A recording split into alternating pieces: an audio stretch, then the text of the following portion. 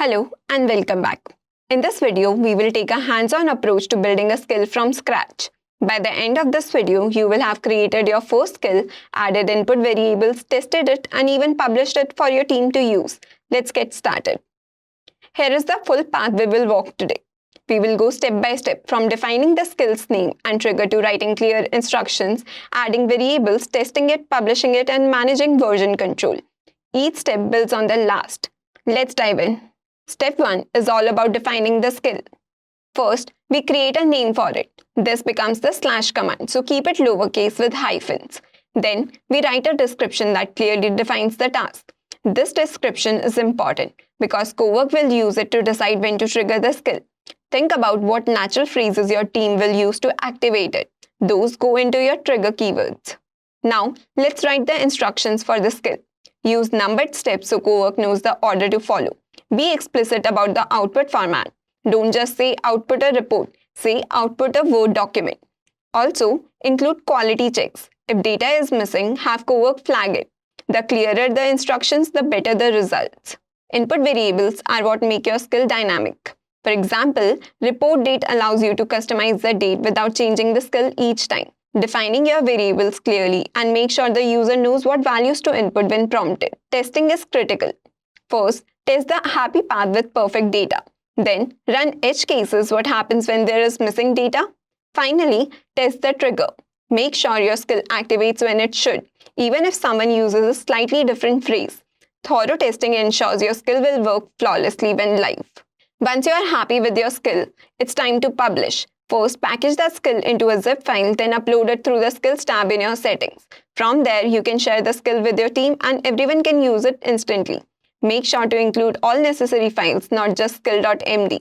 Version control is key to ensuring that updates don't break existing workflows. If you need to make a small change, you can simply edit the skill and re-upload it. But if you are making structural changes like adding a new variable, creating a new version of the skill, avoid deleting live skills referenced by ongoing tasks. This could cause silent failures. So that was all about the theoretical concepts. But now we will implement those concepts into our hands-on. So let's get into that. Till now, we have been writing prompts again and again. But in real workflows, we often repeat the same task, like analyzing resumes, generating reports, or creating content. So instead of rewriting prompts every time, what if we could build a reusable command? That's exactly what a skill is. Let's build a real-world skill using Claude Cowork, an AI resume optimizer. For this, we have to write a prompt in order to create the skill. First, we will name the skill and after that, we will give a detailed description. You can create a skill by selecting the existing skill, that is the skill creator. And after that, you can define the skill, the name, that is resume optimizer, with the description. Optimize and improve a candidate's resume based on the job role. Use when user asks to improve resume or tailor resume. Keywords should be resume improvement, resume optimization, CV review, and the job application. So let's see how that performs. 3 important things are name, which becomes a / command. Then the description. It helps AI detect when to use it. Then the keywords, which improve the trigger accuracy. You can see how the progress section has been created. It has defined first as capturing intent and understanding the requirements. Claude Cowork has prompted me to choose an option, like what should be the output. So you can choose a docs file. Then the input would be resume file. What kind of optimization we are looking for? Keyword, definitely structure. I think I'll choose all of the above. After this is done, it would structure a skill.md draft for the resume optimizer. Then it will create its own test cases and run that skill.md file on those created test cases. It will also show us the output, like what kind of output you can expect when you are running those test cases with the skill and without the skill. Then if we have any kind of feedback, then we can iterate based on that. After the skill is created, it is very important that you save that in your system so that you can reuse it whenever you want. You can see how the skill.md file has been created. Now it is creating some sample test resume files to test whether the skill created is good enough or not. You can see how it is going to run evaluation with skill and without skill in parallel for all the 3 test cases. And after that, it will write the eval metadata files and spawn all 6 runs. in parallel. This is the benefit of working with Claude Cowork. Like, you do not have to think about the comparison. It does on its own, like in order to make sure that we are getting some good results. After it is done testing on its own, we will write some more instructions in order to structure it in a better way. If you want, you can also add like instructions like how you want the skill.md to look like. Like, basically think of it like writing an SOP. You can add instructions like read the resume content provided by the user. Identify the key sections like skill, experience, projects, and education. You can also ask it to analyze the alignment with the target job role. You can ask it to suggest some improvements like adding the missing keywords, improving the bullet points, enhancing the clarity, and even generating the optimized resume content. This would allow your output to look more structured, like a step-by-step logic, clear expectations, and defined output format. This ensures consistency every time. So let's look at what it generated. You can see that the final HTML file, or basically you could say the skill, has been created. It ran some sample test and now it wants our feedback on that. So let's look at that. 2 things I want your feedback on after reviewing the outputs. Val 0 with skill run added numbers like.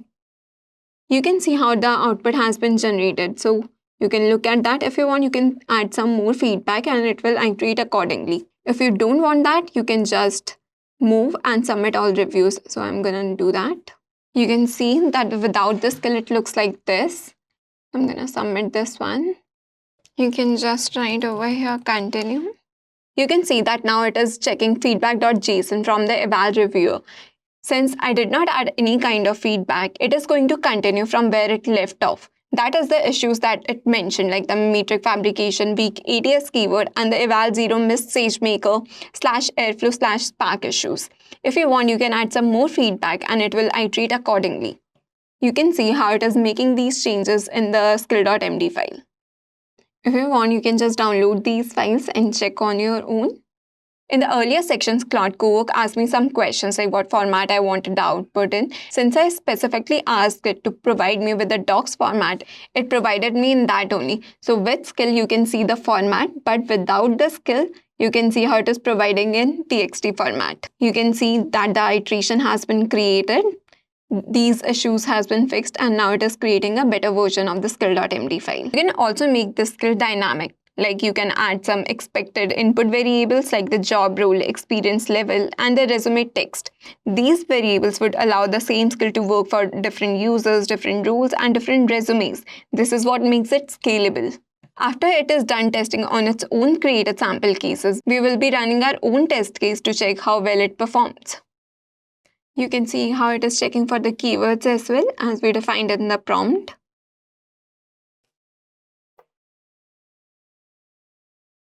You can see how the skill has been tested and created. Now it is packaging the skill in a zip folder and would allow us to save that skill in our system. You can see the skill.md file it created, the overview of the skill and what it does, the basic rules it follows, and the input. If you want, you can also iterate by providing some specific or customized input variables and what would be the workflow. So you could say that it is quite detailed. So let's try testing it. First, we would be saving this as save skill. Now we'll go to manage. You can see that the skill has been created. We can use this by triggering the / command plus auto. So let's try this one. I'll use skill creator. I'll use the resume optimizer one where I'll be adding my resume. Now I'll add some job description. I'll get this one from LinkedIn. Job description. You could see over here how I'm only attaching my resume and the job description. So let's see what kind of result it provides us. Logically, it should optimize my resume according to the job description. Right now, what job description I provided requires 4 to 7 years of experience. Based on my resume, I do not have that. So let's see how it optimizes it accordingly. Also, the key skill requirements you could see in the job description I provided has basically like Python, SQL, machine learning, and deep learning, these kind of frameworks, or basically you could say the skills should be mentioned in the resume. See, even in the prompt that I provided, the description and keywords are quite strong. So even if I did not include that # command, the skill should have been auto-triggered.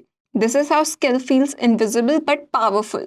Also keep one very important thing in the mind. We never edit the live skill directly. Instead, we create a new version, test it, and then deploy safely. This prevents breaking existing workflows. You could see over here how it is optimizing my resume. Like first, it extracted the resume data, then passed the job description, then optimize it accordingly. You could see how it added a summary to lead with generative AI engineer and explicitly use the JD's language with keywords also. Then skill sections have been moved to the top and experience bullet strengthened with JD aligned terminology. You can also see the proficient tier expanded.